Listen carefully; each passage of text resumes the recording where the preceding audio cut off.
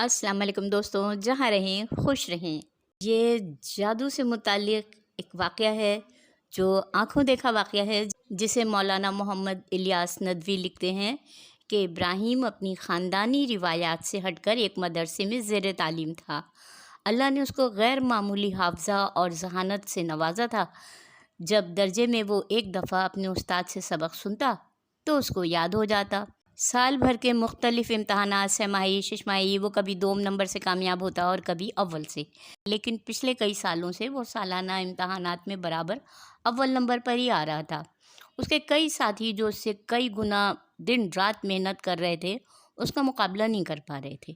بالآخر زاہد کو، جو اس کا کئی سال سے اسی درجے میں ساتھی تھا اور ہر سال اس سے مقابلے کی ناکام کوشش کرتا تھا، شیطان نے ایک ترکیب سجھائی کہ وہ کسی ساحر یا عامل سے اس کو زہر کرے، اس طرح کہ وہ عین امتحان میں اپنی یاد کی ہوئی چیزوں کو بھول جائے، کچھ لکھ نہ سکے یا اس کی طبیعت خراب ہو جائے اور ناکام نہ صحیح اول آنے سے رہ جائے۔ زاہد کے لیے یہ مشکل تھی کہ وہ شہر میں کھلم کھلا علل اعلان اس طرح کے ناجائز و خلاف شریعت کام کسی عامل سے رجوع نہیں کر سکتا تھا۔ اس طرح کے لوگوں سے ملنا اور ان کے یہاں آنا جانا ہی اس کو شک کے دائرے میں لانے کے لیے کافی تھا۔ وہ کئی دن تک سوچتا رہا، بالآخر شیطان نے اس کو اس کا حل بھی بتا دیا، اور وہ یہ کہ ملک کے کسی نامور خوش عقیدہ عامل سے خط و کتابت کے ذریعے رجوع کرے۔ زاہد نے کسی طرح ایک بڑے شہر میں موجود نامور عامل کا پتہ حاصل کر لیا اور خط کے ذریعے ابراہیم کو زیر کرنے کی اپنی اس خواہش کا اس سے اظہار بھی کر دیا۔ عامل نے جوابی خط میں اس سے ابراہیم کے متعلق تفصیلات منگوائیں تاکہ اس غیر شرعی کام کو کر سکے، اور ابراہیم کے والد کا نام، عمر، پتہ وغیرہ۔ زاہد مطمئن تھا کہ ضرور اب وہ اس امتحان میں ابراہیم سے بازی لے جائے گا، ورنہ کم از کم ابراہیم اول آنے سے تو رہ ہی جائے گا۔ لیکن وہ یہ بھول گیا تھا کہ بیماری کے ساتھ علاج کی طرح اللہ تعالیٰ نے زہر کے ساتھ تریاق اور سحر و جادو کے ساتھ اس کا توڑ بھی رکھا ہے۔ عامل کے خط سے زاہد کو معلوم ہوا کہ اس نے اپنا کام شروع کر دیا ہے اور اس کا اثر جلدی ہونے والا ہے، اور عامل کی اس پیشن گوئی کے مطابق زاہد مسلسل کئی ماہ تک ابراہیم کا برابر جائزہ لیتا رہا کہ اس سفلی عمل کا کیا منفی اثر اس پر مرتب ہو رہا ہے، کیا اس کی طبیعت خراب رہتی ہے یا خلاف عادت وہ کلاس سے غائب رہنے لگا ہے۔ لیکن زاہد کو تعجب ہوا کہ اس طرح کا کوئی اثر کئی ماہ گزرنے کے باوجود ابراہیم پہ نظر نہیں آ رہا۔ بالآخر اس نے عامل سے رجوع کیا تو وہاں سے جواب آیا کہ آپ کے ساتھی کو ہمارے عمل کا پہلے سے علم ہو گیا ہے اور اس نے اس کا توڑ بھی پہلے سے ہی کر لیا ہے، اس لیے ہمارے سحر کا اس پر کوئی اثر نہیں ہو رہا ہے۔ لیکن زاہد کی سمجھ میں یہ بات نہیں آ رہی تھی کہ ابراہیم کو اس کا علم پہلے سے کیسے ہو گیا، اور اگر واقعی اس کو علم ہو گیا تھا تو پھر وہ اس کے ساتھ پہلے ہی کی طرح بے تکلف کیوں ہے، اچھے سے ملتا ہے۔ اس سلسلے میں اس کی طرف سے کوئی ناگواری کا اظہار کیوں نہیں ہو رہا ہے۔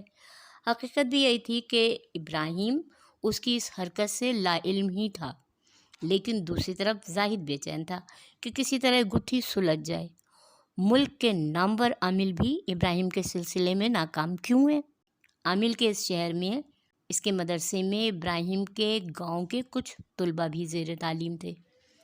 ان سے اس عامل کو معلوم ہوا کہ اس شہر میں صحیح العقیدہ لوگوں کا غلبہ بھی ہے اور وہاں ان کا بڑا مرکزی مدرسہ بھی ہے۔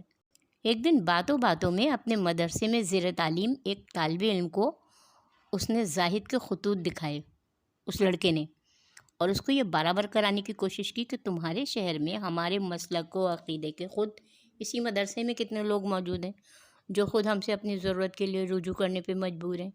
چھٹیوں میں اس طالب علم نے وہ خطوط ثبوت کے طور پہ لا کے اپنے کچھ دوستوں کو بھی دکھا دیے۔ اس طرح زاہد کا پول کھل گیا اور مدرسے کے معتمم تک بھی بات پہنچ گئی۔ زاہد کے معافی مانگنے پہ اس کو چھوڑ دیا گیا۔ ابراہیم کے ان دوستوں نے جب اس کی اطلاع اس کو دی تو ان سب باتوں اور تفصیلات کو وہ بڑے ہی اطمینان سے اور بے فکری کے ساتھ سنتا رہا، اور یہ کہہ کے اس نے اپنے دوستوں کو اطمینان دلایا کہ میری طرح اگر تم بھی ان اوراد و اذکار کی پابندی کرو جو حدیث شریف میں بتائے گئے ہیں تو تم کو بھی اللہ تعالیٰ اس طرح کے عمل کے منفی اثرات سے انشاءاللہ محفوظ رکھے گا۔ جب دوستوں نے اس کی تفصیل جاننی چاہی تو اس نے بتایا کہ اس نے بچپن میں ایک دفعہ मदरसे में हज़रत मौलाना शाह अबरारुल हक़ की ज़बान से सुना था कि हदीस में आया है कि जो मुसलमान सुबह शाम 3 मरतबा कुल हुवल्लाहु अहद की सूरत यानी सूरह इखलास, सूरह फलक और सूरह नास 3 मरतबा पढ़ के अपने ऊपर सुबह और शाम दम करता है तो अल्लाह ताला उसको सहर के असरात से महफूज रखता है। इब्राहिम ने बताया कि मौलाना की उस नसीहत के बाद से आज तक मैं इस चीज़ पर पाबंद हूँ और सुबह शाम ये तीनों कुल 3 बार पढ़ के अपने ऊपर दम करता हूँ। ना मुझे किसी का खौफ है, ना किसी सहर और जादू का अंदेशा है। मौलाना ने इन 2 आखिरी सूरतों का शान नुज़ूल बयान करते हुए फरमाया था कि अल्लाह ताला के रसूल सल्लल्लाहु अलैहि वसल्लम पर बाज़ यहूदियों ने सहर किया था और आप पर उसका असर भी ज़ाहिर हो गया था। इसी के तोड़ने के लिए उस मौके पर 2 सूरतें मौज़तैन नाजिल हुई थीं, यानी सूरह फलक और सूरह नास। उसकी तिलावत करने से आप पर होने वाला सहर का असर ज़ाइल हो गया। और दोस्तों, ये वाक़या सुनाने से मकसद ये भी था कि वो लोग जो बेचारे सहर में जकड़े हुए हैं या उन्हें ख़दशा है तो इस तरह कर लें, सूरह मौज़तैन पढ़ लिया करें सुबह शाम 3 बार और अपने ऊपर दम कर लिया करें, पानी पे भी दम करके पी लिया करें। ओके दोस्तों, अल्लाह हाफिज़।